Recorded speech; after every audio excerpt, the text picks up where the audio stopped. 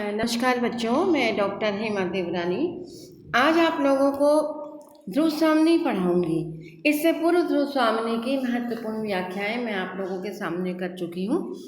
आज तीसरा दृश्य हम लोग प्रारंभ आप लोगों के सामने कर रहे हैं। तो इसमें सबसे पहले हमें ये देखना है कि यहाँ पर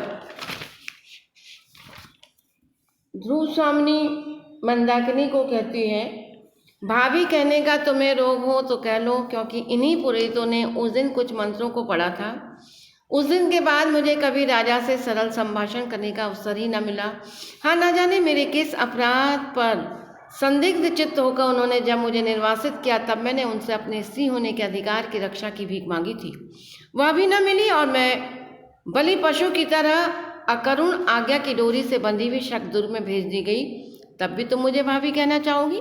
तीसरा दृश्य प्रारंभ हो रहा है और यहाँ पर मंदाकिनी ध्रुव स्वामिनी को भाभी कहकर जब संबोधित करती है तो ध्रुव स्वामिनी को अच्छा नहीं लगता है और स्पष्ट रूप से वो मंदा को कहती है कि केवल मंत्रों के द्वारा पढ़ लेने से ही व्यक्ति शादीशुदा नहीं हो जाता, क्योंकि रामगुप्त के द्वारा उसके साथ कभी भी मीठे वचन नहीं बोले गए और उसने इस स्थिति में शक शिविर में शकराज के पास एक वस्तु के रूप में उसे भेज दिया गया। यद्यपि उसने बहुत अनुनय विनय प्रार्थना निवेदन रामगुप्त से की थी, लेकिन वह नहीं माना। इस प्रकार से ध्रुव स्वामिनी और मंदाकिनी का वार्तालाप होता है। ध्रुव स्वामिनी पुरोहित के सामने कहती है, धर्म के नाम पर स्त्री की आज्ञाकारिता की यह पैशाचिक परीक्षा मुझसे बलपूर्वक ली गई। पुरोहित, तुमने जो मेरा राक्षस विवाह कराया है उसका उत्सव भी कितना सुंदर है, वह जनसंहार देखो। उसी प्रकोष्ठ में रक्त से सनी हुई शकराज की लोथ पड़ी होगी। कितने ही सैनिक वहाँ पर तोड़ते होंगे और इस रक्तधारा से तैरती हुई मैं राक्षसी सी सांस ले रही हूँ। तुम्हारा श्वेतनयन मुझे शांति देगा। क्योंकि पुरोहित का आगमन होता है। पुरोहित जब ध्रुव स्वामिनी मंदाकिनी को कहती है कि मेरा विवाह किस प्रकार से कराया गया, तो मंदाकिनी के सामने ये प्रसंग उठता है। तो पुरोहित कहता है कि नहीं, ऐसी बात नहीं है, महादेवी ने इस दुर्ग पर अपना अधिकार किया है। जब पुरोहित कहता है तब ध्रुव स्वामिनी पुरोहित को कहने से दूर नहीं हटती और निर्भीकता पूर्वक अपनी बात को रखती है और कहती है, आप झूठ बोल रहे हैं। पुरोहित कहता, मैं और झूठ? ध्रुव स्वामिनी कहती है, आप एक अभिनय कर रहे हैं। पुरोहित कहती है कि अब मैं वेदांत की बातें कहती है, तब तो संसार ही मिथ्या है। यदि आप झूठी बात कह रहे हो तो संसार ही झूठा है, जगत मिथ्या है।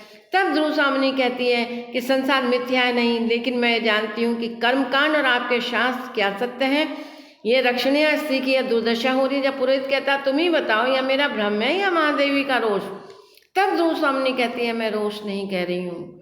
धर्म के नाम पर मैं छली गई, मैं ठगी गई और बलपूर्वक मेरी सगाई तो चंद्रगुप्त से हुई थी, लेकिन तुमने रामगुप्त से मेरा जो राक्षस विवाह किया है उसका तुम उत्सव भी देख लो, वह किस प्रकार का है चारों ओर।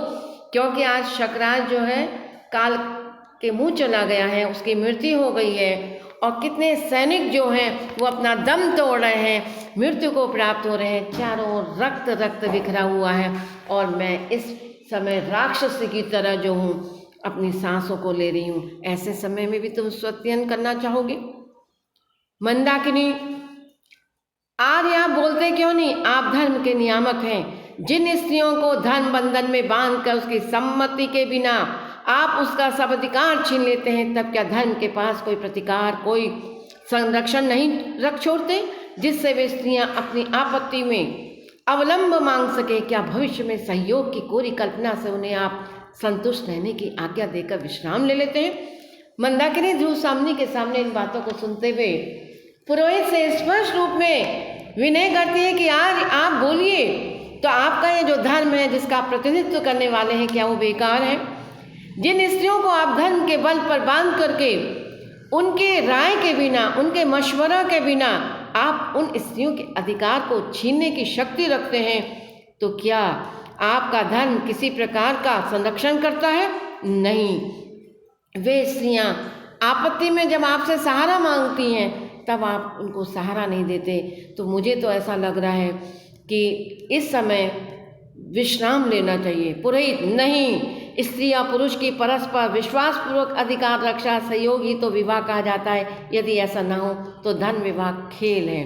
पुरोहित मंदाकिनी की बात का विरोध करते हुए कहता है, नहीं, विवाह जो है वह स्त्री पुरुष के आपसी प्रेम पूर्वक संबंध, विश्वास को ही विवाह की संज्ञा दी गई है। जहाँ अधिकार है वहाँ रक्षा का दायित्व भी है। यदि ऐसा नहीं है तो वहाँ धर्म और विवाह मात्र खेल हैं। ध्रुव स्वामी: खेल हो या न हो, किंतु एक क्लीब पति के द्वारा परित्यक्ता नारी का मृत्यु मुख में जाना ही मंगल है। उसे सत्यन और शांति की आवश्यकता नहीं। क्योंकि पुरोहित जब ऐसी बातें कर रहा है तो ध्रुव स्वामी विरोध करते, कहते क्लीब मतलब पुरुषत्व विहीन पति रामगुप्त के लिए वो कह रही है। प्रसाद ने देखो बेटा कितने खूबसूरती से एक निकृष्टता की भी एक चरम सीमा है शब्द का प्रयोग किया है। और वो क्या कह रहे हैं कि क्लीबपति के द्वारा परित्यक्ता नारी का, ऐसी नारी को जिसने रामगुप्त ने ग्रीक शिविर में जाने के लिए उसको उत्साहित किया था, उसको भेज दिया था, वस्तु समझ करके मृत्यु में उसको ढकेल दिया था, उस स्त्री के लिए आज आप सत्यन और शांति पाठ कर रहे हैं, उसकी मुझे आवश्यकता नहीं। पुरोहित: यह मैं क्या सुन रहा हूँ, विश्वास नहीं होता। यदि बातें सत्य है तो मुझे एक बार धर्मशास्त्र को देखना पड़ेगा। मीरदेव के साथ कौमा का प्रवेश। अब कौमा मीरदेव का प्रवेश करता है। ध्रुव स्वामी: तुम लोग कौन हो कौमा? मैं पराजित शक जाति की एक बालिका हूँ। क्योंकि कौमा जो है वो शकराज की प्रेमिका थी। ध्रुव स्वामी: और कौमा? और मैं प्रेम किया था। ध्रुव स्वामी: इस घोर अपमान का तुम्हें क्या दंड मिला? क्योंकि कौमा शकराज से स्नेह करती है, प्रेम करती है, लेकिन शकराज की दृष्टि देखिए कि वह ध्रुव स्वामी को उपहार में मांगता है। ध्रुव स्वामी में आती भी है इसीलिए जान करके कि कौमा शकराज से प्रेम करती है। प्रश्न करती है कि इस घोर अपराध का तुम्हें क्या दंड मिला? कौमा: वाह, जो स्त्रियों को प्राय मिला करता है, निराशा, निष्पीड़न और उपवास। रानी, मैं तुमसे भीख मांगने आई हूँ। एक प्रेमिका ध्रुव स्वामी से स्त्री जाति के पर होने वाले जुल्म को रेखांकित करती है, रेखा चित्र खींचती है। साफ कह रही है। ध्रुव स्वामी के पूछने पर कौमा कहती है, बड़ी महत्वपूर्ण सूक्ति है और पंक्तियाँ बच्चों ध्यान से देखो कि जो स्त्रियों को प्राय मिलता है, ये हमारी सामाजिक संरचना इस प्रकार से हुई है कि स्त्रियों को समाज में मान सम्मान कुछ नहीं मिलता, चाहे वो रानी ही क्यों ना हो। इसीलिए ध्रुव स्वामी एक रानी होने के बाद भी किस प्रकार से छली गई, ठगी गई, उसका वो जिक्र करती है। वो कह रही है कि जो स्त्रियों को प्राय मिलता है निराशा, यानी प्रेम का भी फल निराशा में होता है, निष्पीड़न और उपवास। हंसी उठती है। रानी, मैं तुमसे भीख मांगने आई हूँ। कौमा कहती है, कौमा ध्रुव स्वामी को कहती है कि स्त्रियों के जीवन में कभी भी सुख उनको सरलता से, सहजता से नहीं मिलता है। विधाता ने स्त्रियों का जन्म ही दुख, निष्पीड़न, निराशा और उपवास करने के लिए बनाया है। और इसलिए कह रही है कि रानी, मैं तुमसे भीख मांगने आती हूँ। ध्रुव स्वामी: शत्रुओं के लिए मेरे पास कुछ नहीं, अधिकट करने पर दंड मिलना भी असंभव नहीं। मीरदेव दीर्घ श्वास लेके, पगली लड़की हो चुका ना, अब भी तू ना चलेगी। कौमा से झुका लेती है। मंदाकिनी: तुम चाहती क्या हो कौमा?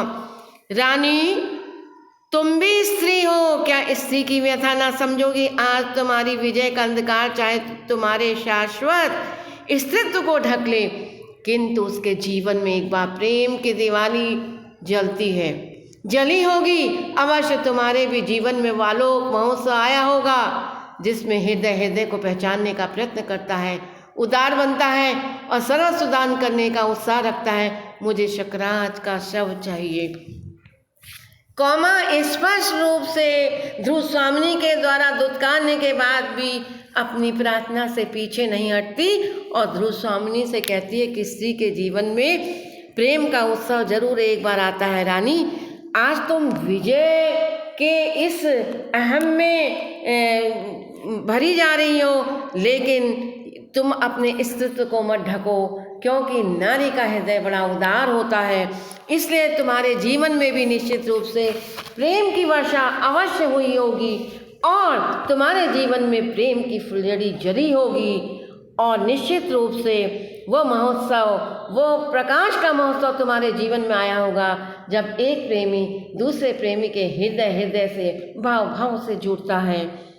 उदार बनना है और दूसरे के प्रति जो एक समर्पण का भाव है, जिसमें दया, माया, ममता, समर्पण की भावनाएं अपने जन्म पर पहुंचती हैं। रानी, तुम्हारे जीवन में भी आया होगा, सर्वस्व दान कर देने का उत्सव आया होगा, समर्पण का भाव आया होगा। मुझे शकराज का शव चाहिए, मुझे मेरे प्रेमी शकराज का शव चाहिए। ध्रुव स्वामी, चलो, प्रेम के नाम पर जलना चाहते हो तो मुझ शत्रु को ले जाकर जलो। जीवित रहने पर मालूम होता है तुम्हें अधिक शीतलता मिल चुकी है, अवश्य तुम्हारा जीवन धन्य है, इसे ले जाने दो। ऐसा कहकर ध्रुव स्वामिनी कौमा को शकराज का शव लेने की आज्ञा प्रदान करती है।